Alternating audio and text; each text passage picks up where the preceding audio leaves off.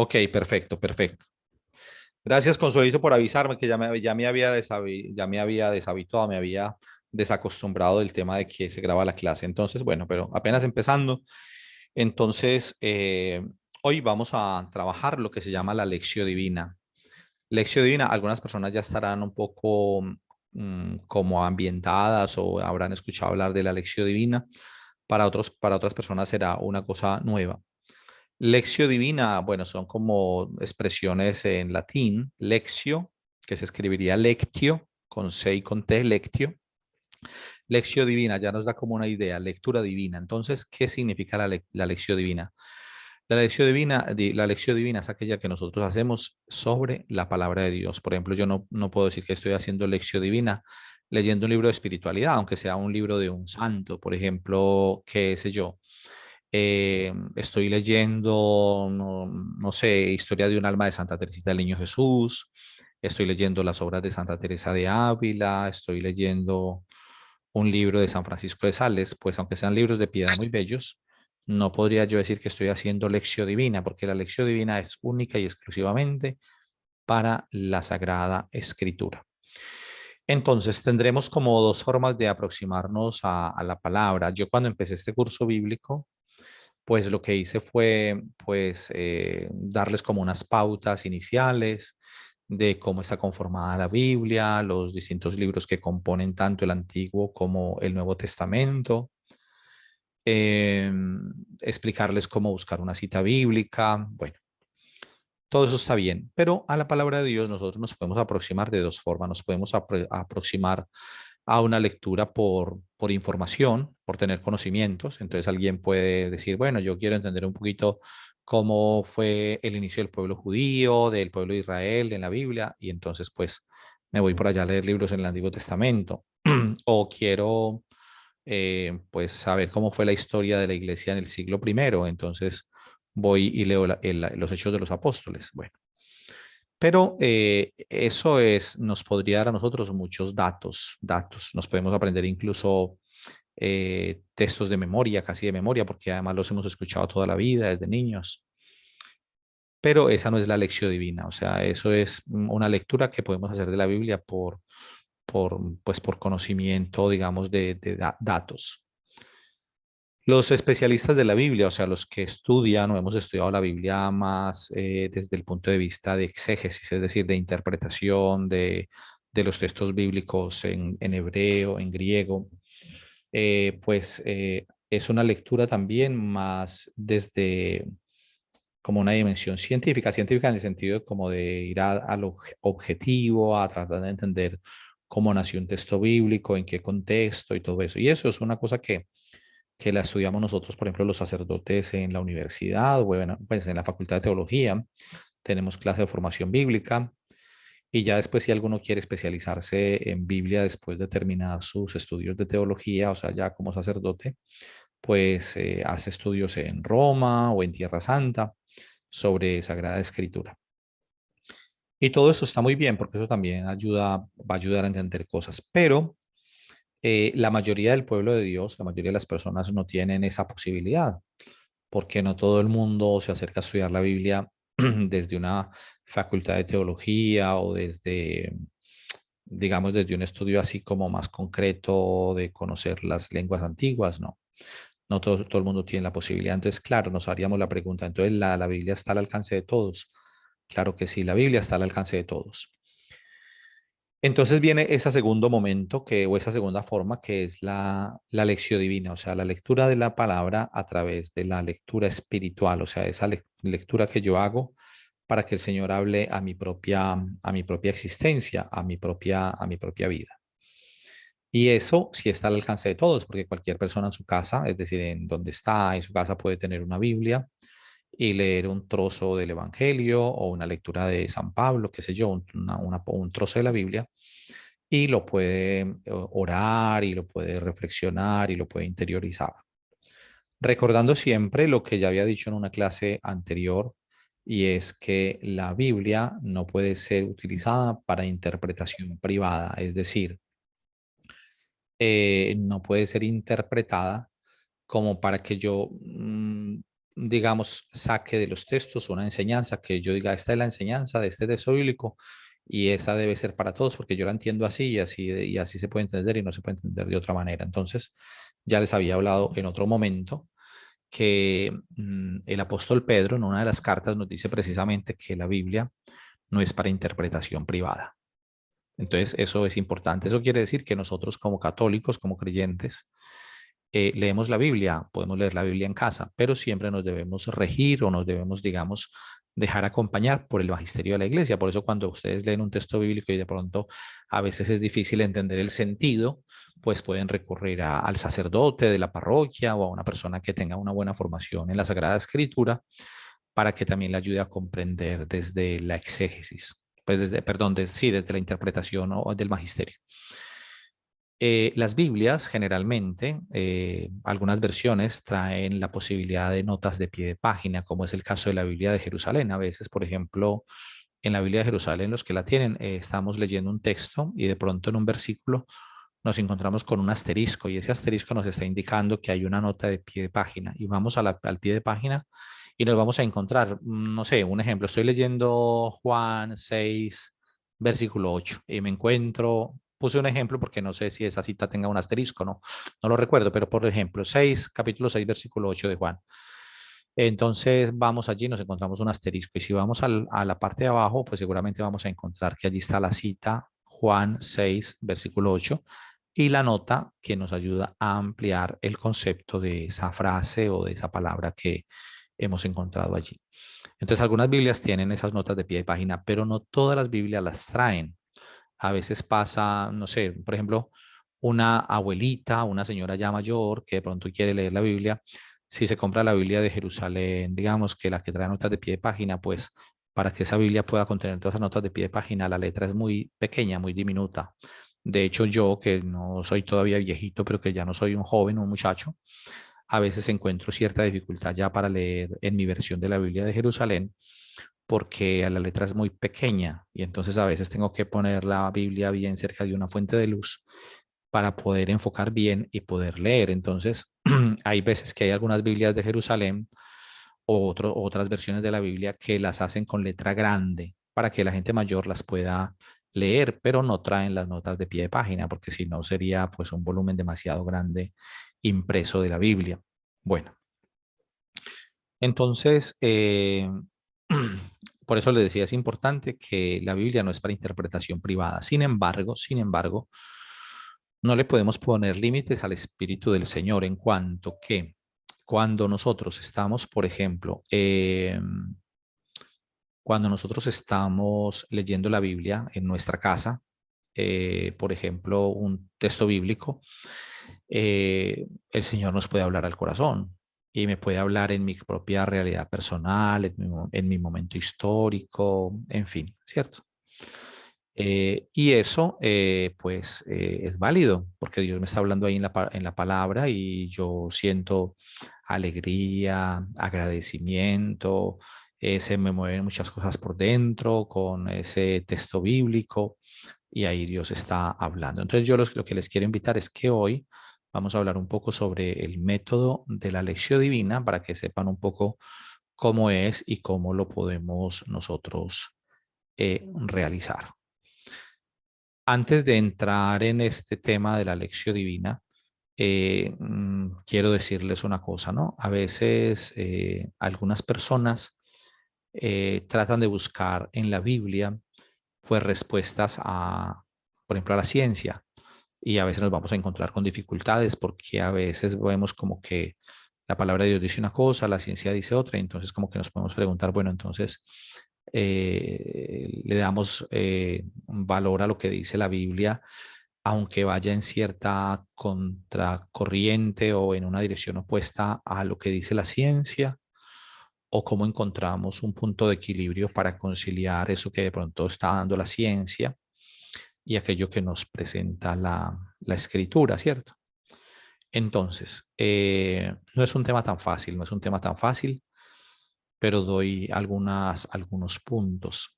En una ocasión encontré una frase de San Agustín que me pareció muy interesante porque decía, la Biblia no nos dice cómo está hecho el cielo, Es decir, cómo está, cómo es el cielo, si lo vamos a pensar físicamente o cómo nosotros imaginamos el cielo. Entonces no nos dice la Biblia cómo está hecho el cielo, sino cómo llegar al cielo. Y miren la perspectiva tan distinta. La Biblia no nos dice cómo está hecho el cielo, sino que nos dice cómo llegar al cielo. Cómo llegar al cielo. Entonces me dio una mirada interesante esta expresión, porque nosotros en la Biblia no podemos buscar cosas históricas o tratar de encontrar respuestas desde el punto de vista, ¿cómo se llama? Sí, histórico. Les voy a poner un dato. La Biblia nos dice que Dios creó el mundo en 6 días, y el séptimo descansó. Los que hemos estudiado el colegio, pues bachillerato, las personas que han hecho universidad, entonces también se nos habla de cómo, por ejemplo, empezó la vida en la Tierra, o sea, las formas de vida más primitivas, e incluso antes de que existiera el hombre sobre la Tierra, cómo empezaron las formas de vida más primitivas y todos los procesos pues, que ha tenido la Tierra, cuando nos hablan de que existieron los dinosaurios hace 65 millones de años y todas esas cosas, ¿cierto? Entonces hay personas que entran en conflicto con eso, porque entonces dicen, no, pero es que la Biblia dice que Dios creó el mundo en 6 días. Entonces, claro, el problema que tenemos nosotros es que cuando pensamos en 6 días, pues pensamos en 6 días desde nuestro criterio. Un día tiene 24 horas, por lo tanto, Dios en una semana creó el mundo. Entonces, todo lo que digan que la Tierra ha tenido procesos de evolución, pues todo eso es falso.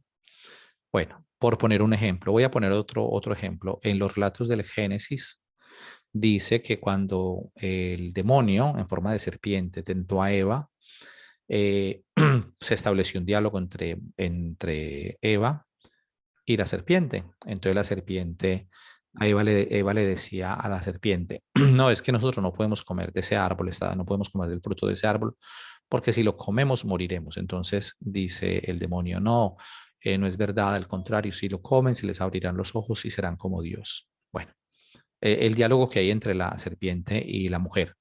Entonces ahora, la cuestión es esta. Aquí una cosa interesante. Nosotros los que estamos aquí, yo estoy hablando y ustedes están allá escuchando y están interpretando lo que yo estoy diciendo. Listo. Con esta tecnología, esto que tenemos aquí es impensable, era impensable hace, no sé, 30 años, por decir algo. Eh, Vinieron los teléfonos, después los teléfonos fijos, podíamos hablar con las personas, pero no las podíamos ver. Ahorita estamos aquí y estamos a miles de kilómetros de distancia unos con otros, gente en Colombia, gente en Estados Unidos, en otros lugares. Yo estoy aquí en Italia y sin embargo estamos en tiempo real, es decir, miramos el reloj y son las 9:27 de la noche, 9:28 aquí, y en Colombia son las 2:28 de la tarde. Y tenemos 7 horas de diferencia porque estamos en hemisferios distintos y sin embargo estamos hablando en tiempo real y lo que yo estoy diciendo no se está demorando sino un segundo para llegar allí donde ustedes están. Entonces, vemos todas las bondades de la tecnología, todas las bondades de la ciencia. Entonces, ahora explico lo siguiente. Un creyente, una persona que estudia la Biblia, no puede ser una persona cerrada a decir, no, entonces yo solamente creo lo que dice la palabra de Dios y todo lo que diga la ciencia, todo eso es mentira. No, a ver, ¿por qué? Yo recuerdo que cuando yo era pequeño, los abuelos, digamos, las personas decían, no sé, cuando empezó todo este tema de que podían decir si mañana va a llover. Entonces, cuando empezó por allá en Colombia, había uno muy famoso que llamaba Max Enríquez, que era de los primeros que empezaron a hacer en las noticias de la televisión, a explicar cómo iba a ser el tiempo para el día siguiente. Y la gente mayor decía, pero ese señor, ¿qué va a saber? Es que el único que sabe si va a llover mañana es Dios. Claro, eso lo dice una señora que hace 30 años tenía 60 años, 70 años, 80 años. Es decir, una persona que nació a principios del 900 y que de pronto ya en los 80 ya tenía 80 años. Pero hoy tenemos una cosa maravillosa y es que cualquier persona en el teléfono, no sé, va a irse de paseo mañana y dice, bueno, ¿cómo me preparo para mañana? ¿Qué ropa me pongo? ¿Dónde voy a ir? Y la gente mete el dato en internet, en el teléfono, donde hay una aplicación que la traen todos los teléfonos celulares Y allí busca el tiempo y te dice en este momento más o menos qué temperatura está haciendo y te dice posibilidades de lluvia para mañana. Es verdad que a veces puede cambiar durante el día y te habían dicho que iba a haber un torrencial y de pronto no llovió tan duro, pero en general hay cierta aproximación, porque ya con los satélites pueden ver hacia dónde está soplando el viento, pueden ver, bueno, y todo eso son cosas de la ciencia. Entonces no podemos nosotros entrar aquí a hacer como una pelea entre la ciencia y la Biblia, porque es que la Biblia no pretende a nosotros darnos esos datos. Entonces voy al tema del relato de Adán y Eva. Vuelvo al relato de Adán y Eva. Con la serpiente. La serpiente estaba hablando. Nosotros los que estamos aquí sabemos que la única especie que puede hablar, que tiene un código de lenguaje con las palabras y que puede interpretar las palabras y tiene un idioma desarrollado, somos los seres humanos. Los animales también tienen formas de comunicación y hay animales muy inteligentes como los delfines. Y los animales vemos que tienen capacidad de comunicación entre ellos. Pero un animal, por inteligente que sea, un perro, un gato, no tiene una capacidad de desarrollo del lenguaje como el que tenemos nosotros. ¿Por qué? Porque nosotros, los seres humanos, tenemos ya un cerebro desarrollado con un área en el cerebro que se llama, por ejemplo, el área del lenguaje, el área de Broca. Los que han estudiado psicología o medicina saben porque uno tiene que ver los cerebros por dentro, ¿no? Cuando, por ejemplo, un cerebro de una persona muerta y son cerebros que lo estudian en una clase de anatomía. Y entonces, resulta que en el cerebro nuestro hay ya todo un desarrollo del lenguaje, y nosotros nos podemos comunicar. Pero, por ejemplo, una persona tiene un accidente cerebrovascular, le da un derrame cerebral, y por el derrame cerebral se le revienta por allá una arteria, una vena, qué sé yo, y tiene un derrame cerebral en un área del cerebro. Puede quedar esa persona sin la capacidad de hablar. Y sabía hablar, pero ya no puede hablar porque se le afectó esa zona del cerebro del lenguaje, o le puede afectar por un golpe en un accidente de carro, le puede afectar el área de la visión. Entonces la persona está con los ojos perfectos, pero las imágenes que llegan al ojo no pueden ser interpretadas por el cerebro porque esa parte del cerebro está dañada. Yo creo que todos estamos entendiendo esto que yo estoy diciendo aquí. Entonces, vamos a pensar, cuando Eva está hablando con la serpiente, ¿cómo se imaginan ustedes el cerebro de una serpiente de este tamaño? Así, el cerebro de una serpiente de este tamaño, así. Entonces ahora, ¿cómo poder pensar que una serpiente con un cerebro de este tamaño tenga la capacidad de hablar? Ninguno de nosotros ha visto a una serpiente hablando. Entonces uno dice, entonces la interpretación del texto bíblico en el Génesis, yo tengo que interpretarla literalmente. La serpiente hablaba y entonces después de haber tentado a Eva, la serpiente Dios la castigó prohibiéndole hablar. O la serpiente antes volaba, porque por ejemplo la Biblia dice que Dios reprendió también a la serpiente, llamó a Adán. Adán dijo, no, es que la mujer que me hice por compañera me dio del fruto y comí. Dios llamó a Eva y Eva dijo, no, es que fue la serpiente, ¿no? Ya vemos que desde el principio del mundo tenemos siempre las excusas para todo. O sea, nunca asumimos nuestra responsabilidad, sino que siempre le estamos chutando la pelota a otro. Cuando cometo algo, no, no fui yo no tengo la culpa, es que fue este o aquella que me llevó a cometer eso. Entonces, Dios le dice a la serpiente que se arrastrará sobre su vientre y comerá polvo o sea, se arrastrará. Y claro, usted ve que las serpientes van por el suelo arrastrándose, pero no tenemos que interpretar que entonces antes las serpientes sí tenían patas y un día dejaron de tener patas y Dios las castigó y las puso a comer polvo arrastrándose por el suelo, por poner un ejemplo. Entonces, alguien dirá, pero entonces, si la serpiente no habla, yo hasta hoy había creído que la serpiente sí habló con Eva, entonces yo ahora ya pierdo la fe, yo no voy a creer más porque es que la serpiente, yo estaba seguro que sí habló con Eva. No, si pierde la fe, pues es grave que la vaya a perder por eso. Pero entonces ahora yo entro a explicar un poco eso, por ejemplo, en ese relato. El tema no es el hecho histórico de la serpiente hablando con Eva, pero allí, en aquel relato, hay una verdad no científica, una verdad no científica, sino una verdad teológica. ¿Una verdad teológica en qué sentido? En que en ese diálogo, en que todo ese, digamos, ropaje, toda esa forma de construcción del texto para hablar del pecado, de todo, nos lleva a ver cómo el demonio siempre te quiere separar de Dios. Cómo el maligno es el engañador, cómo el maligno es mentiroso, cómo el maligno te quiere tentar y cómo Eva, la tentación, que no es que si se comió una manzana, porque ahí precisamente en el texto no hay por ningún lado que dijera que era una manzana. Nosotros tenemos ese imaginario con la manzana de Adán, ¿no? Entonces todos hemos pensado que lo que Adán, que lo que Eva se había comido era una manzana. No es una manzana, es todo un lenguaje para qué, para ver que la tentación de Adán y Eva no fue el comercio un fruto, sino que la tentación fue el ser iguales a Dios, porque el demonio le había dicho a Eva, si comen, se les abrirán sus ojos y serán como Dios, conocedores del bien y el mal. Entonces, el querer ser igual a Dios, ese es el pecado, ese es el pecado. Por lo tanto, creo que eso por poner un ejemplo entre muchos que podríamos explicar de la Biblia, para que ustedes no se preocupen por eso, pensando, ¿no? Entonces esto históricamente, no históricamente, porque la Biblia no pretende ser un libro de historia. Nosotros no nos podemos acercar a la Biblia a buscar datos históricos, porque al final nos vamos a, es decir, no es el objetivo, no es la finalidad que tiene la palabra de Dios, el que nosotros vayamos a buscar allí datos científicos. La Biblia no nos dice cómo está hecho el cielo, sino cómo ir al cielo, cómo llegar al cielo. Es decir, la palabra de Dios es para que yo viva en santidad, eso es. No vamos a buscar ahí datos de historia, entonces, si el arca de Noé, entonces, ¿dónde está? Entonces, geográficamente tengo que saber exactamente dónde estaba el arca de Noé cuando el diluvio, porque eso no lo vamos a poder encontrar. De hecho, en los evangelios, cuando leemos los evangelios, parece que en algunos relatos hubiese como contradicciones, que no son contradicciones, sino cuando entremos a evangelio lo voy a explicar, pues, sino que son como otras cosas, ¿no? Intencionalidad que tiene cada uno de los evangelistas. Bueno, pero bueno, para no alargarme más ahí, entonces nos vamos a centrar en lo que es el método de la lección divina. El método de la lección divina lo pueden hacer muy fácil en casa, miren. Ustedes pueden escoger, por ejemplo, si quieren ir siguiendo la liturgia de todos los días. ¿En qué sentido?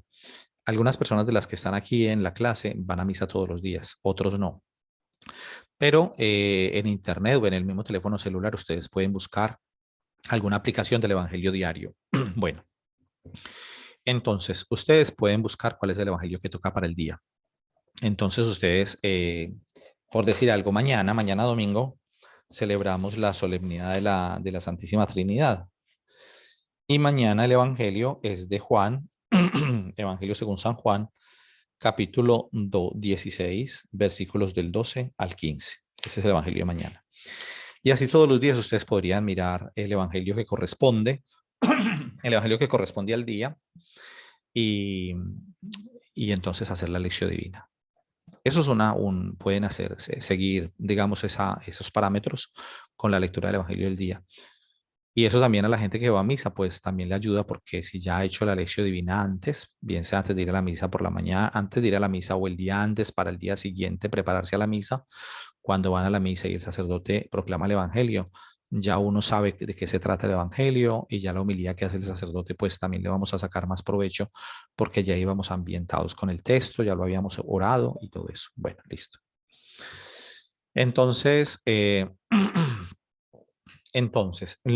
eso se puede hacer con el texto del Evangelio, con el texto del Evangelio diario, o cada persona puede decir, no, yo voy a ir haciendo la lección desde otro Evangelio que quiero trabajar, quiero, no sé, centrarme durante este tiempo a leer el Evangelio de Marcos. Entonces voy a ir leyendo trocitos del Evangelio de Marcos y voy haciendo lección divina. O quiero hacer lección divina también con un texto de una lectura de San Pablo, por ejemplo, de un, de una carta, un pedazo de una carta, en fin. Bueno, entonces, lo primero, ¿cómo es? El método de la lección divina. Igual no se preocupen ahora por escribir nada porque este vídeo va a queda grabado y yo luego lo subo a la plataforma a YouTube, entonces lo pueden mirar. Y otra cosa, ustedes por internet también pueden buscar, hay páginas buenas, ¿no? Hay páginas donde encuentran, ustedes por ejemplo pueden escribir en Google lección divina, y método de la lección divina, ¿no? Perdón, método de la lección divina y ahí les va a aparecer, digamos, los pasos y todo. Pues hay muchas páginas que explican eso. Entonces la lección divina es una lectura orante de la palabra. Entonces, lo primero que uno hace, eso tiene varios pasos. Primero tiene lectio, meditatio, oratio y contemplatio. Eso en latín. Lectio, lectio, meditatio, oratio y contemplatio, que traduciéndolo sería lectura, meditación, oración y contemplación. Entonces, ¿cómo se maneja eso? De la siguiente manera. Ustedes, por ejemplo, si quieren, para que saquen mucho fruto de eso, consíganse un cuadernito, un cuaderno que lo tenga nada más para la lección divina. O sea, lo van a tener con un boli, con un esfero o lapicero, como le quieran llamar. Y ustedes tienen un cuadernito y dicen, bueno, me compro este cuaderno y voy a tener este cuaderno solo para hacer mi lección divina con el Señor. Es importante porque, entonces, miren, entonces ustedes cogen un texto. Entonces ustedes leen ese texto, ¿no? Vamos a pensar en la parábola del hijo pródigo.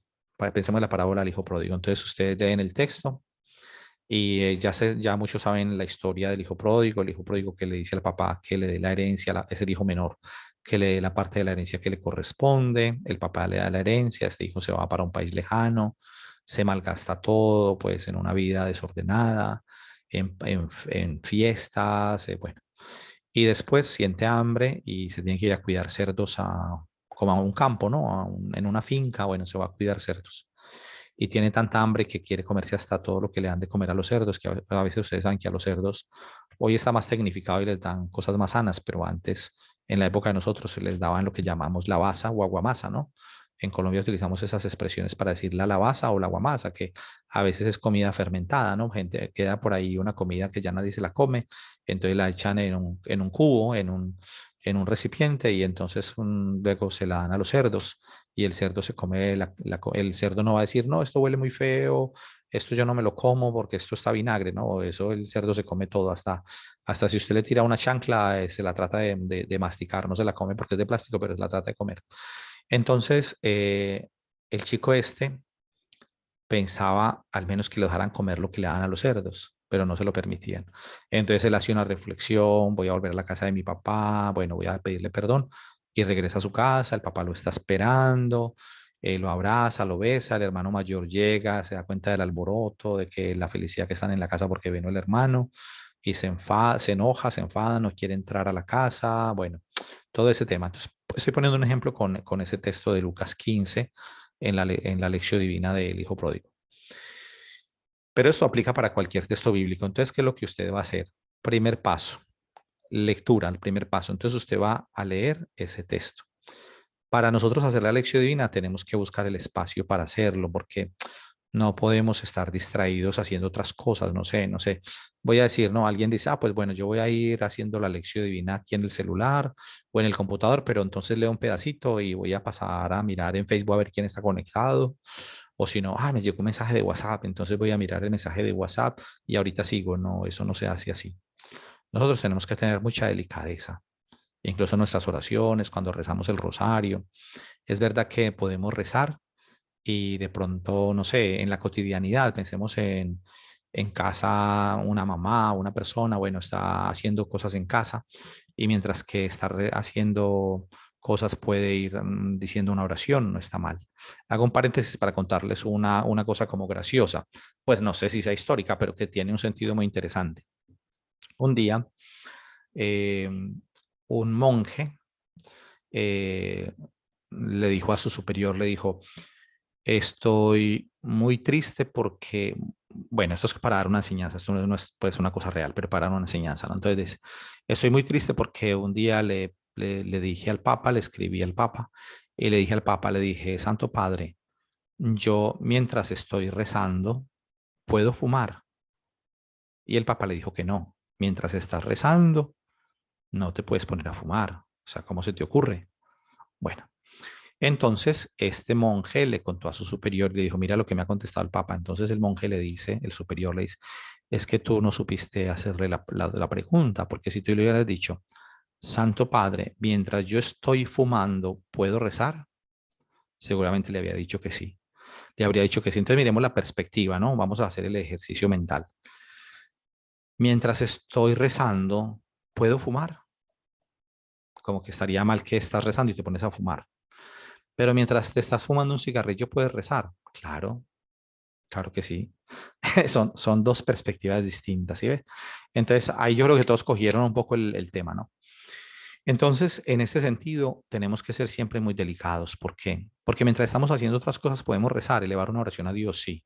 Pero cuando nosotros tengamos el objetivo de rezar, tengamos delicadeza y no estemos haciendo otra cosa, no estemos rezando el rosario y regando las plantas, no estemos rezando el rosario y no sé qué, y planchando o barriendo, porque al final te puedes poner a hacer una cosa ahí como repetitiva. Entonces, cuando vamos a rezar, vamos a dedicarnos a eso. Cuando, no sé, cuando estás hablando con una persona, con un amigo, con alguien, no hay nada más agradable que tú sientas que esa persona te está mirando a los ojos.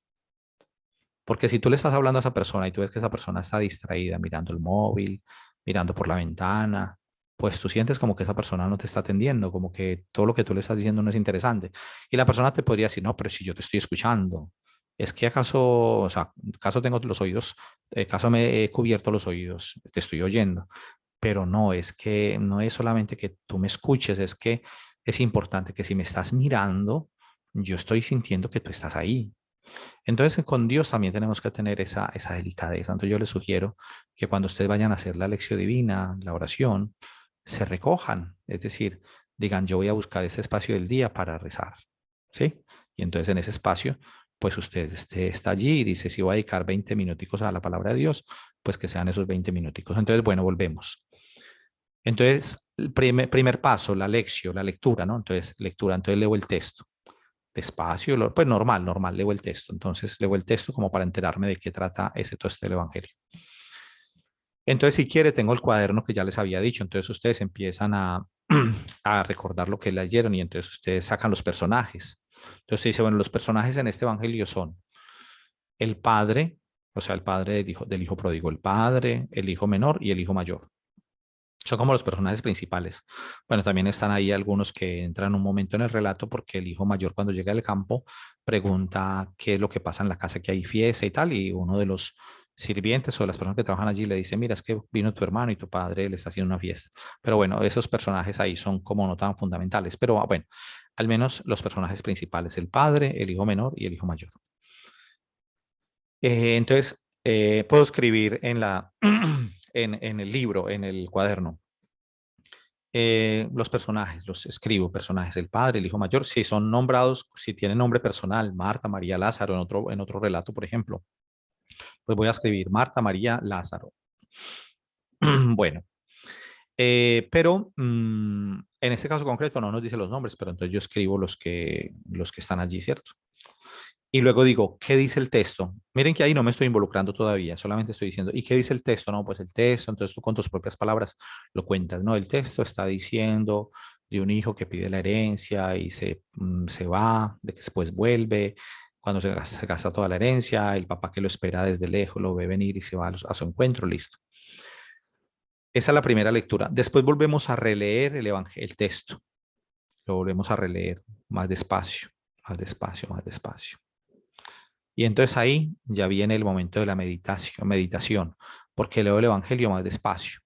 Y en ese Evangelio ya leyéndolo despacio, ya me voy familiarizando más con todo porque estoy leyendo. Es como, no sé, cuando ves una película, la ves y se te escapan detalles, pero si te gustó mucho y de pronto otro día te la vuelves a ver, dices, ve, no me había percatado de esto, esta parte se me había escapado en la primera vez que la vi y ahora me doy cuenta de esto. Entonces, bueno, entonces leemos la segunda vez el texto y ahí ya no nos vamos a hacer esa pregunta del primer momento.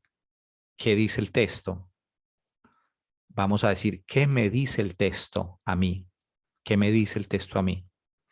Entonces ya es distinto. Miren que en la primera yo era un espectador que lee el texto. En cambio, ya en el segundo momento yo me involucro y digo, ¿qué me dice el texto a mí?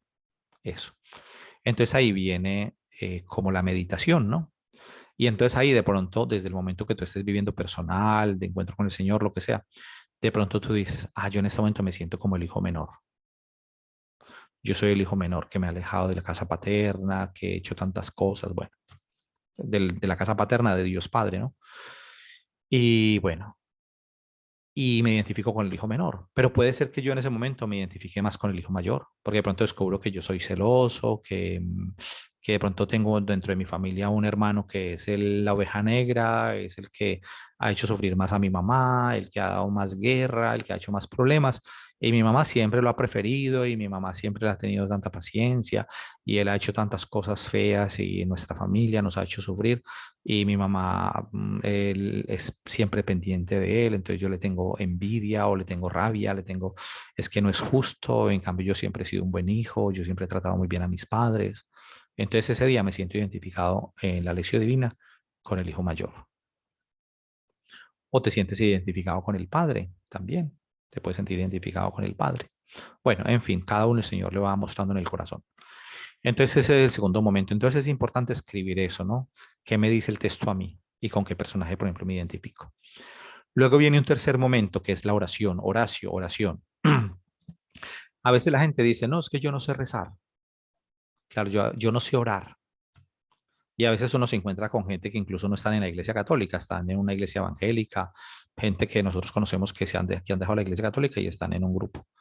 Y esas personas a veces las vemos orar y decimos, uy, esa persona como ora de bonito, esa persona como ora de especial y cómo le fluye la oración.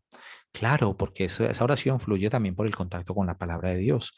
Entonces nosotros los católicos que a veces somos tan perezosos para leer la Biblia, que a veces no la conocemos y por eso viene un evangélico y nos da tres vueltas. O sea, ustedes no se pongan a meterse a la boca del lobo cuando vengan a tocar a la puerta de los evangélicos, porque si usted no tiene bien claro muchas cosas, le pegan una enredada del siglo.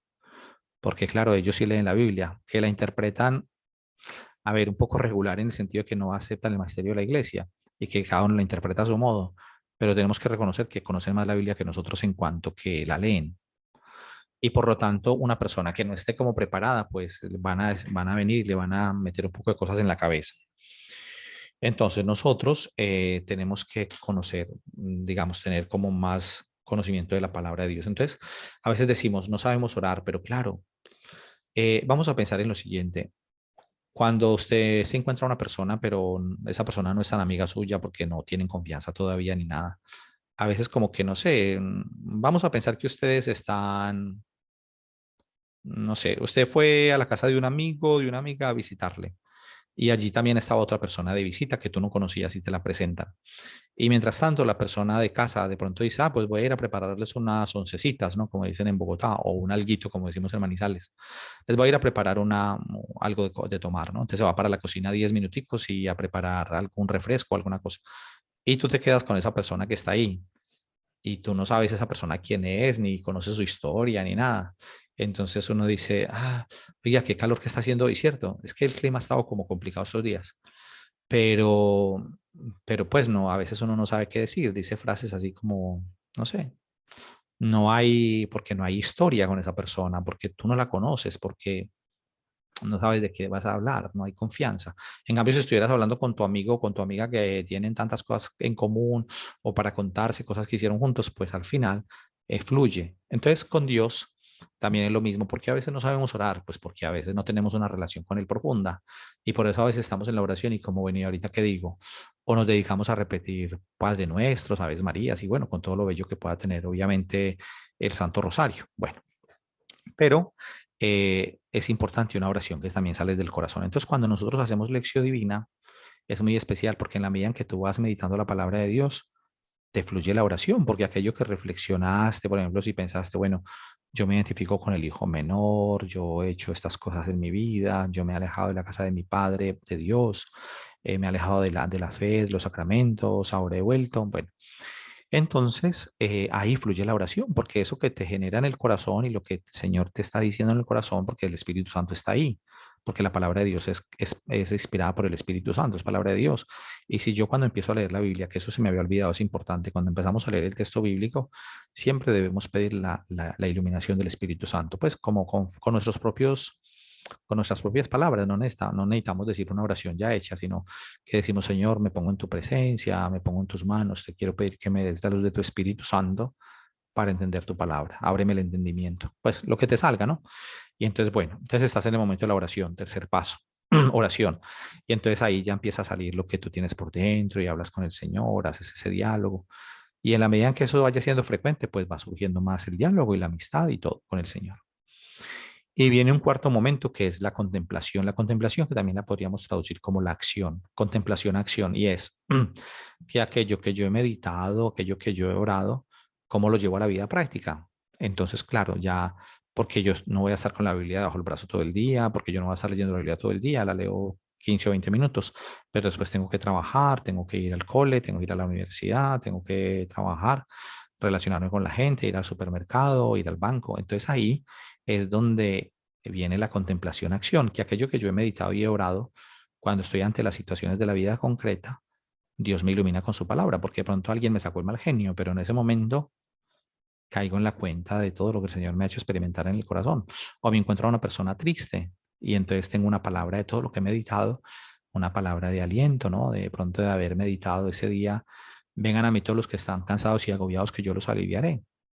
Jesús dice eso en el Evangelio y te encuentras un día una persona que está llorando, que está triste y tú le dices, mira, Jesús te quiere, Jesús te ama, ven, recemos juntos, mira, leamos este trozo del Evangelio y esa persona se levanta, ¿no?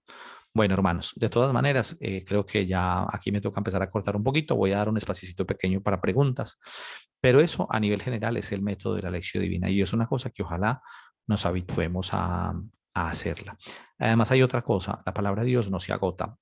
Por ejemplo, alguien hizo la lección divina sobre el hijo pródigo, pero no significa que si dentro de 4 meses o 5 meses un día vuelves a hacer lección divina sobre ese texto, digas, no, pero ya no, ya para qué hago lección divina sobre este texto si yo ya le exprimí todo el jugo a lo que decía este texto, es decir, yo ya lo leí, lo volví a leer, leí los personajes, pensé cuál era. No, eso nunca se agota. ¿Saben por qué? Porque cuando vuelva a leer ese texto dentro de 4 o 5 meses, vas a estar viviendo otro momento de tu vida. De pronto el día que lo leíste ahora estabas muy triste, pero de pronto en aquel momento que lo vas a leer estás en un momento de mucha felicidad. O ahora lo leías y no tenías un trabajo, después lo lees y tienes un trabajo. Estabas mal con tu pareja, con tu esposa, con tu esposo, con tu hijo y leíste ese texto. Y otro día lo leíste y ya esa situación familiar ha mejorado, ha cambiado o está más complicada. Entonces el Señor siempre con la misma palabra te habla siempre cosas nuevas, nunca se agota, nunca se agota. Bueno, hermanitos, pues entonces dejémoslo ahí y vamos a abrir micrófonos, por favor, si alguien quiere levantar la manito y también Consuelo me ayuda con el tema de que quien quiere participar y todo eso. Recordemos que pueden levantar la mano y así el que quiera participar, entonces abre su micrófono. No abramos todos al tiempo para que así, bueno, Karen tiene una pregunta por aquí. Vamos a poner a Karen, listo, listo, Karen. Entonces, sí, te escuchamos. Enciende el micrófono, Karen. Sí. Hola, Padre Leo, ¿cómo habilita o dónde en el catecismo de la Iglesia Católica está habilitado, contemplado lo que es la lección divina? Y frente al catecismo de la Iglesia Católica, ¿qué representa la lección divina? Yo sé que suena un poco contradictorio la pregunta, pero es decir, el catecismo lo habilita uno, dos, y, y cómo lo contempla a sí mismo sabiendo que el catecismo es magisterio, pero a la vez no contradice o no impide que se haga la lectio divina. No sé si ahora me expliqué un poco mejor. Bueno, a ver, yo decirte exactamente en qué numeral el catecismo habla de lección divina, no te lo podría decir porque, pues, es decir, seguramente habré leído yo cosas del catecismo, pero tener aquí así como a la mano y poder decir, mira, en tal parte está escrito exactamente. No, no te podría decir eso, si está especificado con el nombre de lección divina, pero seguramente sí hay referencias a la meditación, a la lectura de la palabra de Dios. El Vaticano II, que también tiene documentos muy bellos, tiene un documento que se llama Dei Verbum, que es la palabra de Dios, Dei Verbum, Verbum Dei o Dei Verbum, y es un documento todo basado, digamos, en la palabra de Dios, digamos, de reflexión sobre el contacto que tenemos con la palabra de Dios. Seguramente el catecismo en alguna parte hablará de la importancia de tener ese contacto con la palabra de Dios, de meditar la palabra de Dios.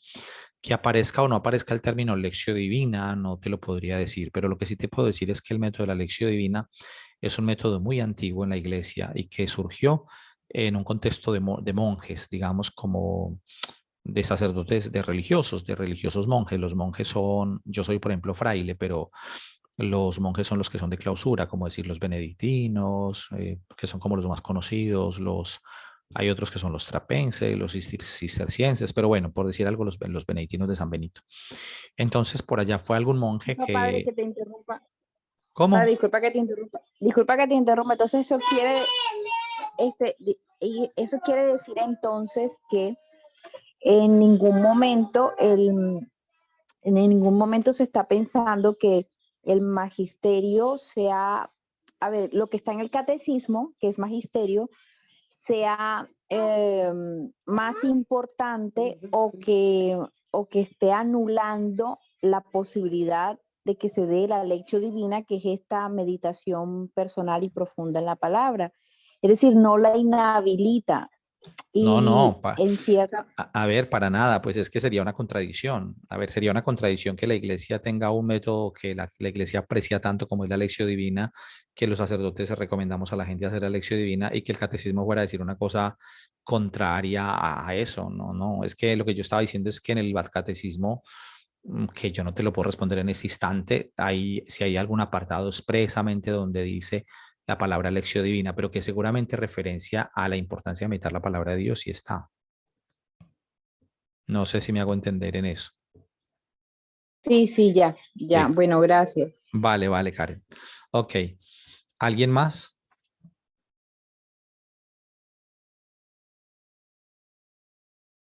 Hola.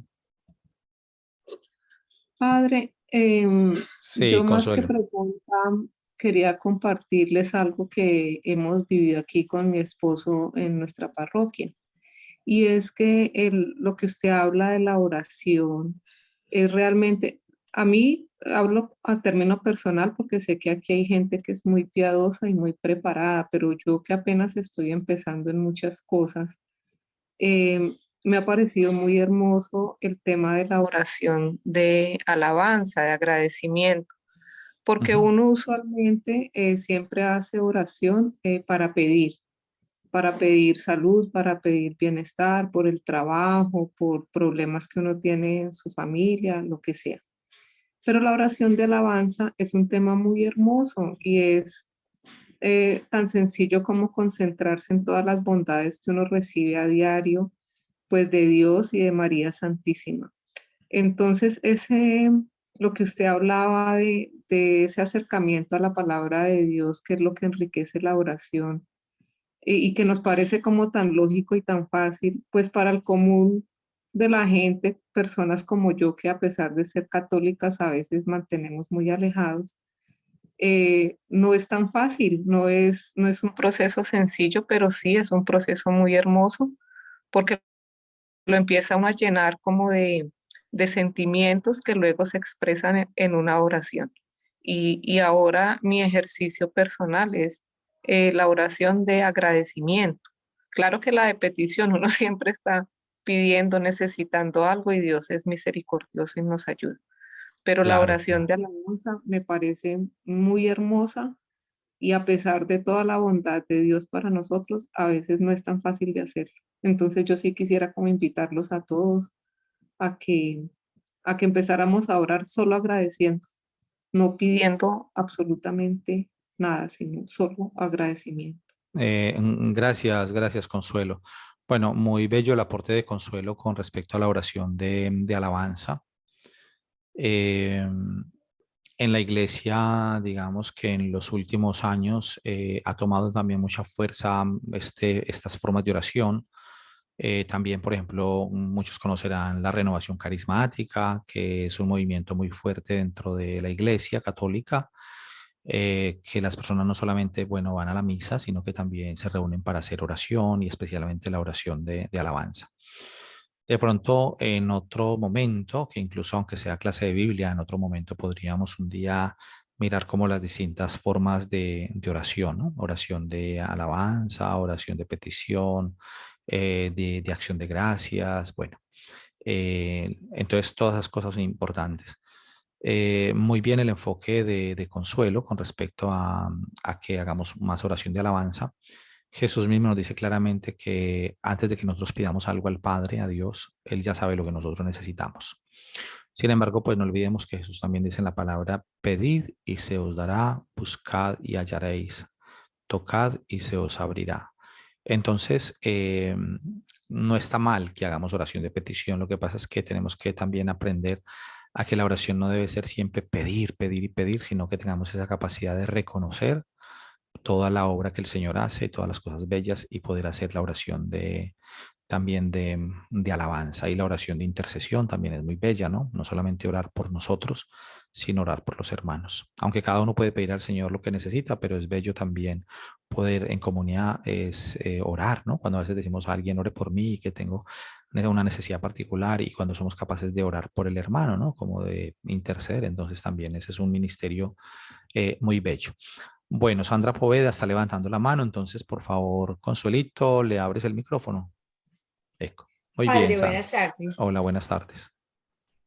Tengo una pregunta. Yo nunca he hecho lo de la lección divina.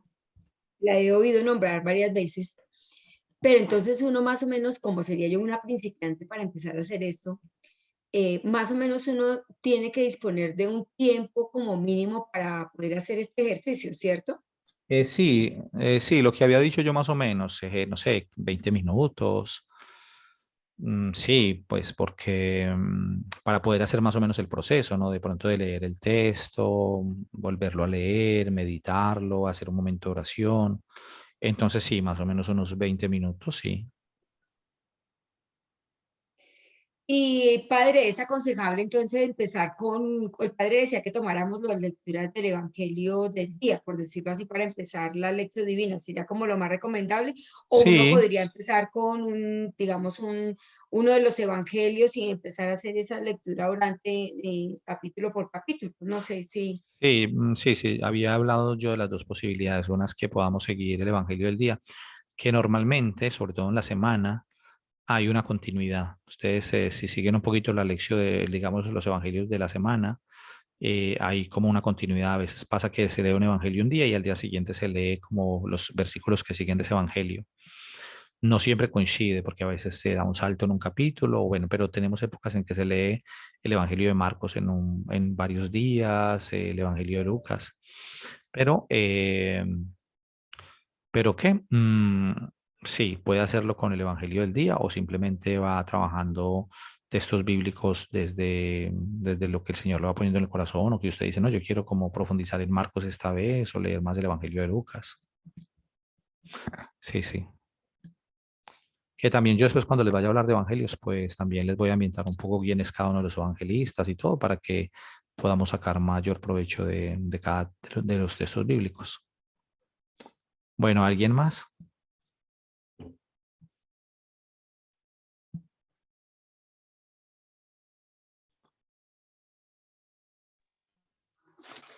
Buenas tardes, padre, con Olga Cecilia. Ah, Olguita, Dios me la bendiga. ¿Cómo estás? Amén. Muchas gracias por toda esta labor apostólica, evangelizadora para con todas estas ovejitas, buscando que nosotros conozcamos la palabra de Dios y busquemos siempre el camino de la salvación, el camino que nos conduce a Dios. Dios le Amén. pague, padre. Con mucho cariño, Que me Olguita. puse a mirar el catecismo. ¿Cómo, padre? Sí, Olguita, Dios te pague, cuéntame. Me puse a mirar sobre el catecismo de la Iglesia Católica y la palabra de Dios, las Sagradas Escrituras son la principal fuente de este catecismo católico. Ajá. Entonces, como todos estamos llamados a ir por el mundo y a evangelizar, que es lo que nos invita, ir y proclamar la palabra, ir y lo que nos pide la palabra de Dios, ¿cierto? Sí, Evangelizar, catequizar y compartir, pues la lección divina es prácticamente la base también de este catecismo, porque ahí conocemos la palabra de Dios para nosotras poderla compartir con cualquier persona y en cualquier circunstancia.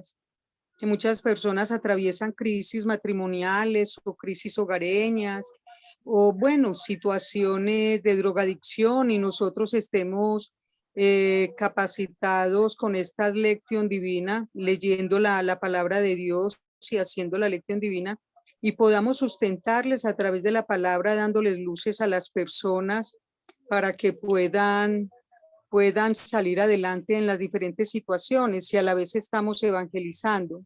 Qué bien. Por ejemplo, cuando hay matrimonios en crisis, busca uno la resurrección de Lázaro, y en la resurrección de Lázaro el Señor nos dice que si nosotros creemos, nos da dos palabras claves ahí en la resurrección de Lázaro.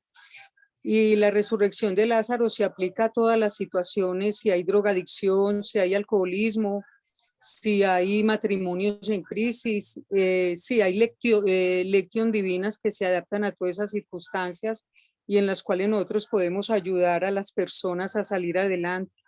Pues me parece muy importante la lección divina, Padre, para Olguita, muchas nosotros tener gracias. las escrituras bíblicas. Muchas gracias, Olguita, por ese aporte tan bello, porque vea qué especial. Yo no me había detenido a pensar, por ejemplo, que el texto de la resurrección de Lázaro pudiera buscársele una enseñanza para los matrimonios. Qué interesante. Bueno, además que el tema de la resurrección, pues leído desde una clave espiritual, pues imagínense también qué especial poder pensar en alguien que está en drogadicción, que está en alcohol, que está en depresión, y poder decirle en el nombre del Señor: Lázaro, levántate, sal fuera, ¿no? Y, o sea, con esa fuerza de Cristo, y cómo una persona se puede levantar. Qué maravilla, qué maravilla. La palabra de Dios es muy bella Las dos, perdón, Padre, ahí la palabra clave, ahí dice: si creen, verán mi gloria, en la resurrección de Lázaro. Si creen, verán mi gloria. Es cuando uno le pide que se glorifique en esa persona que está consumiendo, que se glorifique en esa pareja que está en crisis, pidiéndole la glorificación en cada una de esas situaciones, del enfermo, del agonizante.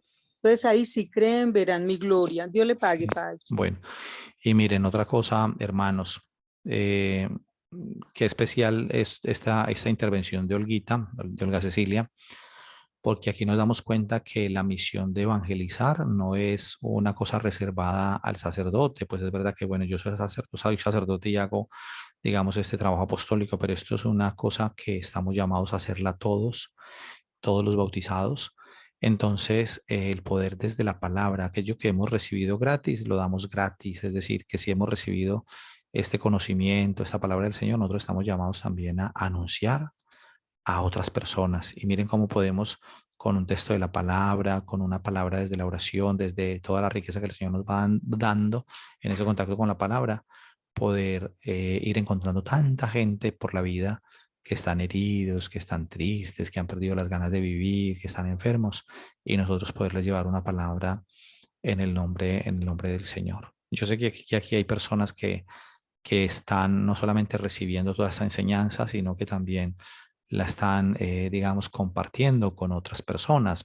Por poner un ejemplo, Karen y Leonardo son amigos míos colombianos que están en España, y ahora también intervino Karen, y ellos también acompañan. Son psicólogos y son psicólogos creyentes, entonces desde su campo profesional acompañan personas, pero aparte de eso también comparten la palabra, o sea, todo esto que van recibiendo. Y así cada uno. Yo soy seguro que cada persona, Olguita Carrero y tantas personas que se contactan, que están haciendo ese trabajo también de evangelización. Bueno, hermanito, no sé si hay alguna otra pregunta, y si no, pues vamos ya como buscando por aquí cerrar. A ver.